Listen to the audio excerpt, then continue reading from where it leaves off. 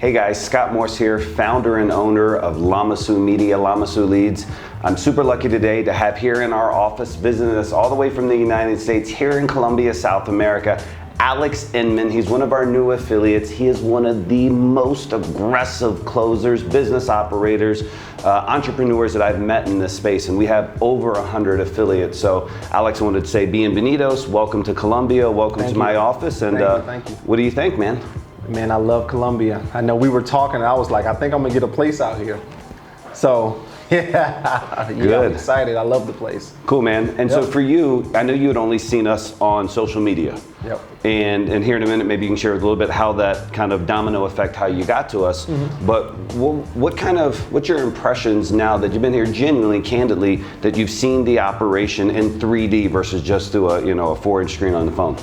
Man, I would say is you guys have a real operation here, like a real sales floor. Like I told you, this reminds me of watching Wolf of Wall Street. You literally have a real deal machine going here. Now, obviously, I've seen you guys on Instagram, and I would see the reels and the photos, but it's nothing like actually being here in your office. And I'm gonna be honest with you, you got me so fired up. It's kind of like, man, I would be jacked out of my mind to be in an environment like this every day. And it takes me back all the way, like I said, 10 years ago when I was telling my story, starting in a company similar to this. Great. And having morning meetings, and then when the morning meeting was over with, go hit the field and then do the sales. So I am used to being in an environment like this, and like I said, you got me so fired up, man, that I actually jumped on my computer and started making calls to my leads.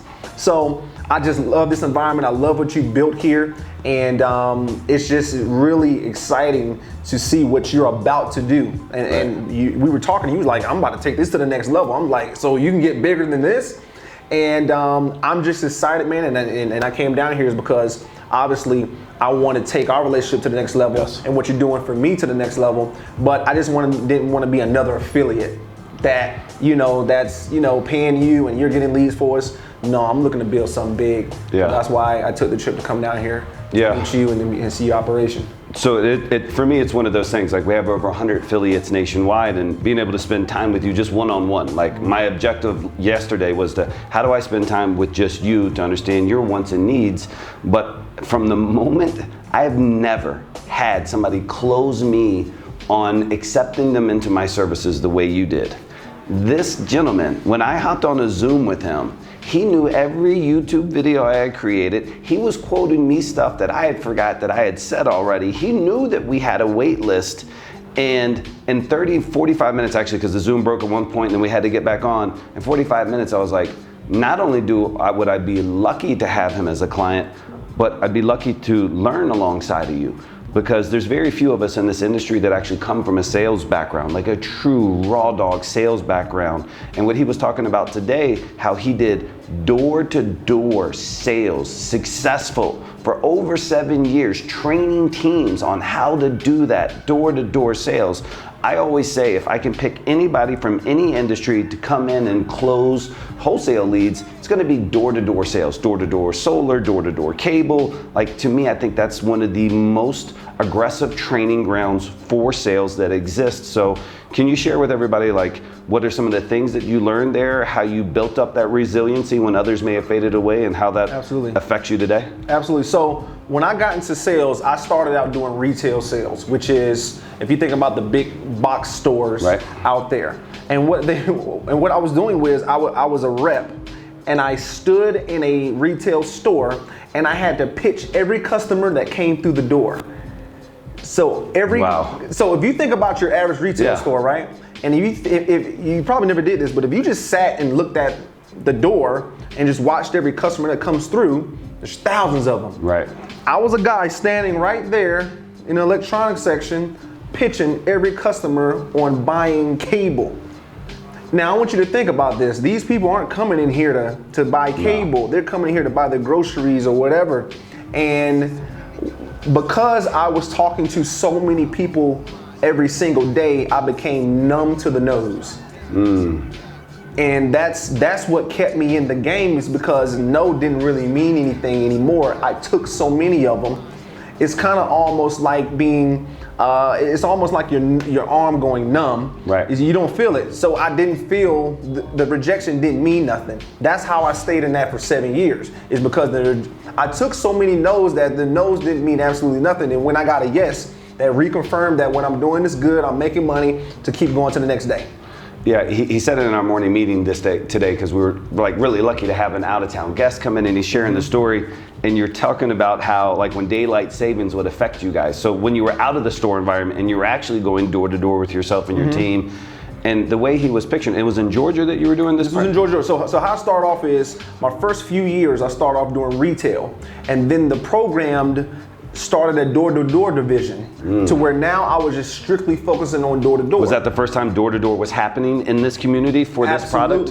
Absolutely. Wow. So for a couple years we did retail, and then they opened the door-to-door program. But when they opened the door-to-door program, I was already so numb to the nose that the door-to-door was easy. It was easy. So because if I'm taking 100 to 200 no's a day, right? And over a 4 or 5 year period, I built this numbness to rejection. And you throw me in a small town and country in Macon, Georgia, in the country, in the woods, dogs chasing us, everything went one end out the other. It didn't matter. This is why we crushed it out the gate. Oh, I love it. Yeah, when he was talking about it's like 5:30 and it's dark, and they had to go till what time at night? We had to go until 8. So, I mean, just picture him, his colleagues, having to walk the neighborhoods 2 hours after the sun's done set, and you have to go up and knock on somebody's door at 7:45 at night to try to pitch them on a cable package. The amount of apprehension and fear I would have walking on anybody's yard 8 o'clock at night, pitch black, it's not something that is made for the faint of heart. Yeah. And so the fact that you can handle that anxiety and like it's nothing and deal with the no's, and what you talked about is like the no's are the training ground. And I was trained that when customers tell you no, it really doesn't mean N-O, it means K-N-O-W. I don't know enough. Yeah, they don't know enough information. And so that's the thing. It's like, I never took a no personally because I just knew that they weren't educated enough for the reason to say yes. Absolutely. Or for the reason to progress the conversation towards the sale of that product. Absolutely. Yeah, so again, so he came in, you pivoted over to wholesaling first, or did you have an Airbnb model? Tell me a little bit about how you got into the real estate vertical, going from door to door to the real estate vertical. So I did retail for years, then we went to a door-to-door division, then went back to retail, and I moved to Nashville, Tennessee while still doing that. First time living in Nashville, or you grew up? First time living in Nashville. Okay. First time. Why'd you choose Nashville? Well, because there was an opening there. I was living at the time in Macon, Georgia. I don't know if you know where that is, but it's just a small city, an hour south of Atlanta. And I just knew I wasn't going to go to the next level in a small city. So what I did was the company came to me and says, hey, there's an opportunity. I already told the company I wanted to leave. I want to get out of there. So I was like, okay, when are they going to call me with another opportunity to go to another city? Well, they finally called me. They called me and they said, hey, that opportunity is Nashville, Tennessee. So I was looking at it, I was like, man, I don't know nothing about no Nashville, Tennessee, but it's better than Macon, Georgia. So I was like, all right, I'll go. So I'll never forget, I took me and 8 guys and I moved 7 days later. After them saying, hey, there's an opportunity, I said, great. Why would I wait? Why drag it out? 7 days later, me and seven guys moved to Nashville, Tennessee. While I was there, I discovered Airbnb because being in little small towns, you don't really hear about all the big things that's going on. This is why I tell people, you want to get out of small cities because it's small mindsets. It's small mindsets, and you can't really grow because if your environment doesn't allow you to grow, you'll stay stuck. So got to Nashville, discovered Airbnb, and I just started putting 2 and 2 together. When I got the first Airbnb, I was like, there's no way that this place cost based on the amount of money I'm paying them. Right. So the Airbnb was about $1,000 for 5 nights, but I was staying in a little 1-bedroom apartment. So I was like, the rent's probably $1,300. And I only paid for 5 days. I'm not a rocket scientist, but there's 30 days in a month. Yes, sir. So I was like, this person's making money doing this. So what I did was, I never forget, I called that lady and I asked her, I said, I don't want to get in your business, but you know, how many of these you got? How well are you doing? She was like, yeah, I have 30 properties. And she says, based on the numbers that you ran, do that times 30. Bro, that's all I needed to hear. That was all I needed to hear. This was 2018. This was April 2018. I said, you know what? I'm gonna get one of these Airbnbs. About 7 months later, October 2018, I got my first one. Nice. In the same building that she had hers in. So I was like, look, I'm just gonna do exactly what this lady is doing. So for 3 months, I did Airbnb. It did so well that I said, okay, I'm at a point to where I'm transitioning out of the career that I was in, and I wanna try this new thing. So I went full-time January 2019 into Airbnb. Now, because I'm now actually doing real estate, I'm dealing with properties, I started hearing about this thing called wholesaling as I'm talking to people about Airbnb.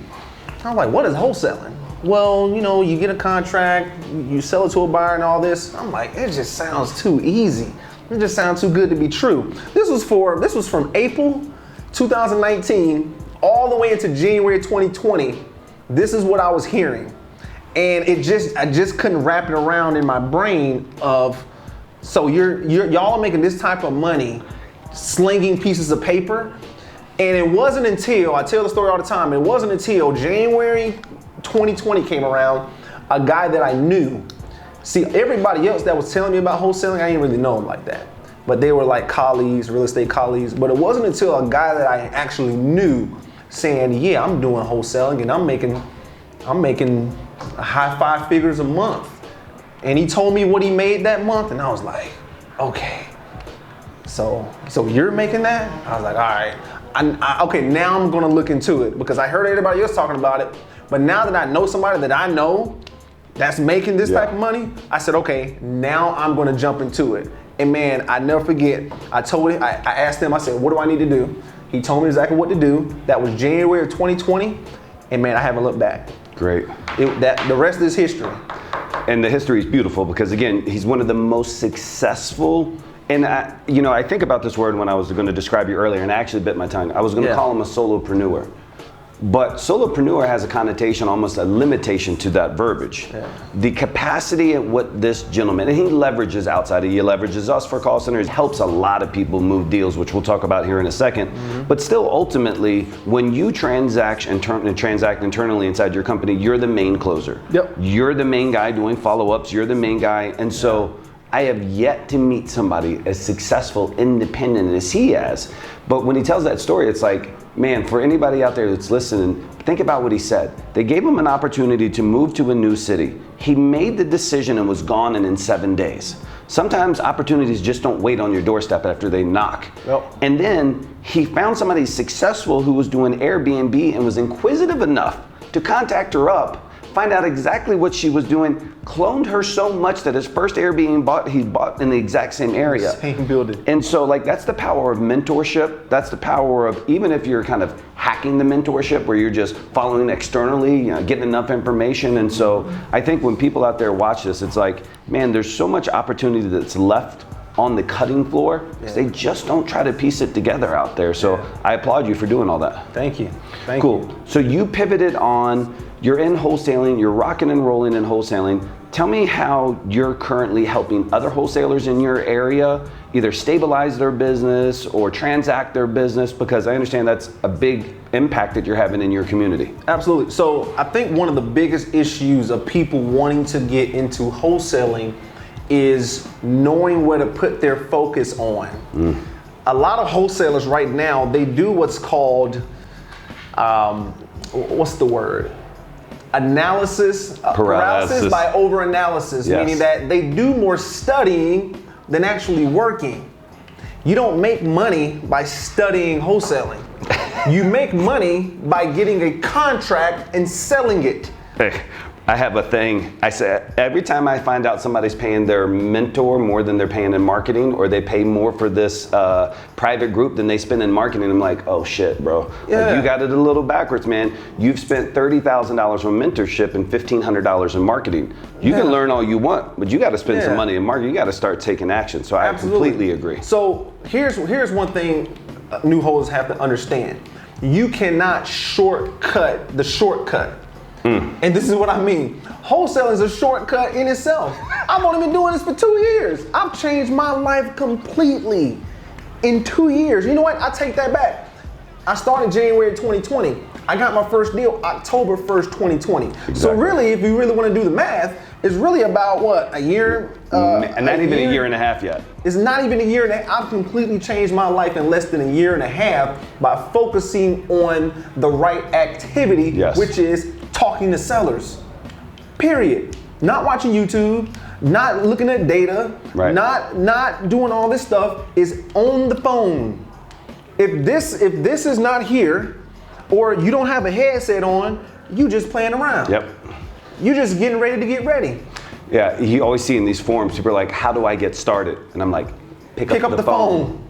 That's how you get started. It's that simple. Like, I don't have any marketing dollars. Pick up the phone. It's free to pick up the phone. Exactly. I mean, it's legitimately free to pick up the phone. So that's how you focus inside of your business. But when you find these other guys and gals in their community, I think what you're also saying is you're helping them focus on that by taking away other stuff of their plate. The right activity. So their right activity should be on the phone, banging on leads, generating if contracts, they're not generating on the phone, contracts. they need to be speaking to somebody face to face. So what I'm teaching new wholesalers about what to do when they get started, I'm not teaching them on learning how to run comps, what an ARV is. I'm not teaching them, how to find buyers, this and that. The main thing that I'm telling them to do is either get in their car, drive their neighborhood, look for properties Amen. that look distressed, or you need to pick up the phone and call a friend or family member or somebody that you know and ask them if they want to sell a house. All the activity that I'm telling them to do is geared towards getting the piece of paper. If you don't have the piece of paper, you don't get the paper. So the way you just said that about getting in the car. So I don't know how directors of movies feel when they go watch somebody else's movie, but it's gotta be terrible because they're not actually able to enjoy the movie. They're saying, oh, there's a camera wire there and I would have done the angle differently.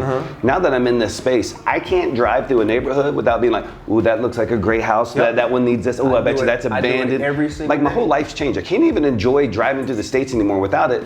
And if I were gonna try to growth hack into this, I think an Uber driver. I mean, geez, how could you not be an Uber driver? And you got to get capital. You're at your rock bottom. You just got enough stuff to. But driving through any neighborhood, you find property that are eligible for this. So I'm with you. Revenue generating activities. That's it, man. That is it. I mean, nothing matters other than IPA. My mentor back in 2008. I learned this from my first mentor that I ever met. He says the only thing that matters is income producing activity. Income producing activity. Everything else is getting ready to get ready. Getting ready to get ready. Most people are getting ready to get ready. They do this for weeks, months, years, decades, getting ready to get ready. Here's the thing that you got to understand. You will never be ready. There's no perfect time. There's no such thing as the perfect time.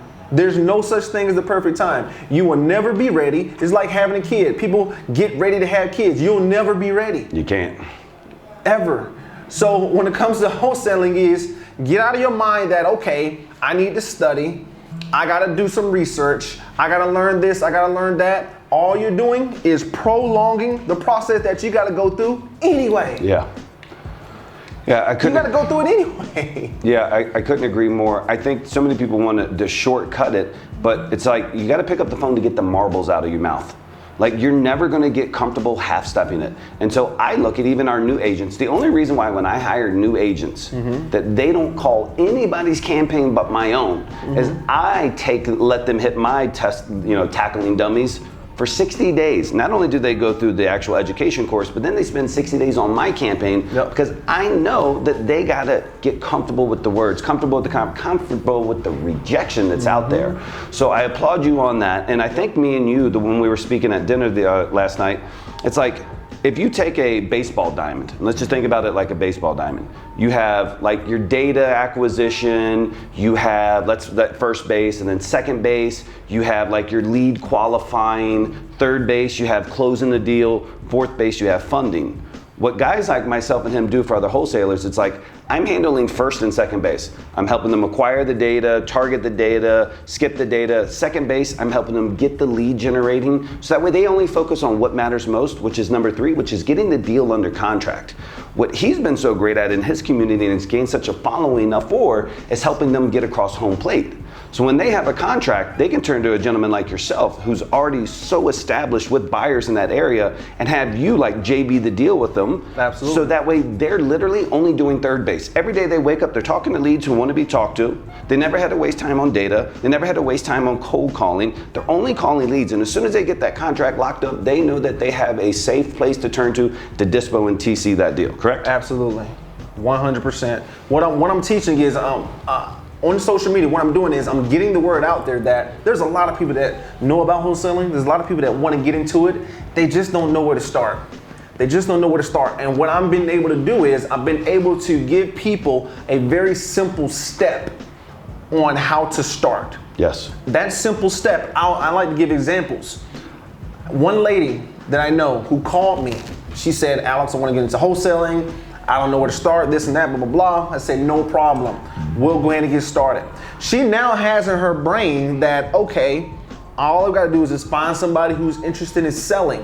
I don't have to know all these things. She talks to one of her coworkers at work, finds out that they want to sell the property, calls me, pretty much got it to first base, second base, calls me, the closer.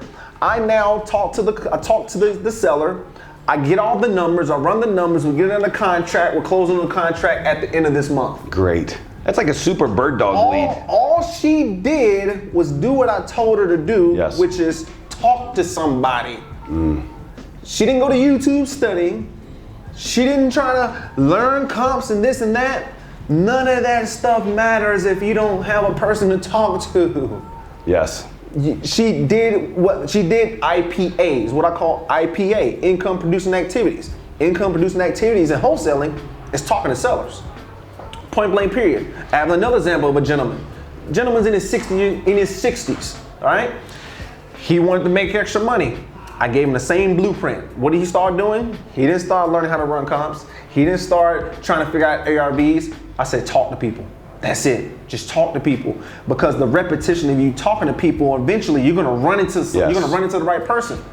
Found a lead, nice family, wanted to move to a bigger house, got it under contract, closed on it 2.5 weeks later. Wow. Now these are people who are just getting started making money. You have wholesalers out there who's been in Facebook groups 8 months, a year, studying this and that and still ain't got a check. I'm dealing with people who getting checked within their first 30 days is because I'm teaching them the basics of wholesaling, which is income producing activities, AKA talk to somebody, which is the right activity, not all the fluff, because there's a lot of fluff in this industry. Yeah. There's a lot of fluff. I cut away all the fluff and be like, what is gonna make people make money and is gonna make them stick and do this thing seriously? Well, you have to get them a check. You have to get them a check. Amen. So I've been only working with people for 30 days. Great. I've only been doing this as far as bringing people in for 30 days. 2 contracts already. Great. One's already closed, one's closing at the end of this month. Great. And where do you see their next step to be? Because now they're going to have fun, so that's going to change it a little bit, right? So where are you going to coach them on their next step to kind of reinvest some of those marketing dollars? What I'm telling them to do is the same thing. This is like Karate Kid, wax on, wax off. Yeah, I can have them take some of the money that they're made and invest it in all these dollars, or we can do the same thing that we did to get the first one. The same thing over and over. And what's happening is, because they're not getting a check, they're now talking to more people. Confidence. They're calling me saying, oh, I got this guy, I got this girl, I got this guy, I got this girl. And remember, I'm not putting a whole bunch of BS in their brain. See, people don't do anything if they have too much information. Amen. If a person has too much information, they usually aren't gonna make a decision. It's when they just have one set thing to do, one small task to do, that it's like, okay, that's simple, I can do that. And then they take action. I'm not bombarding them with all the wholesaler jargon, the wholesaler talk, comps, ARVs, buyers list. Nope. All I'm having them focus on is talking to somebody. That's So it's it. that simple, guys. Like literally pick up the phones, finding somebody that you can consider a mentor and a friend, and somebody who's actually doing real numbers. Yeah. I talk to a lot of people out there, and us as a company, we interact with a lot of wholesalers and investors out there. there's a handful of guys that I would trust in this industry to stand in front of my room and give sales critique and sales advice, and that's what I had you do a little bit earlier with our team when we did a quality call calibration. So I value you as a friend, I value you as a business partner. It's been a pleasure having you here in Columbia, and I look forward to helping you scale your business, brother. Thank you, man. Awesome. Appreciate it. Cool. Great.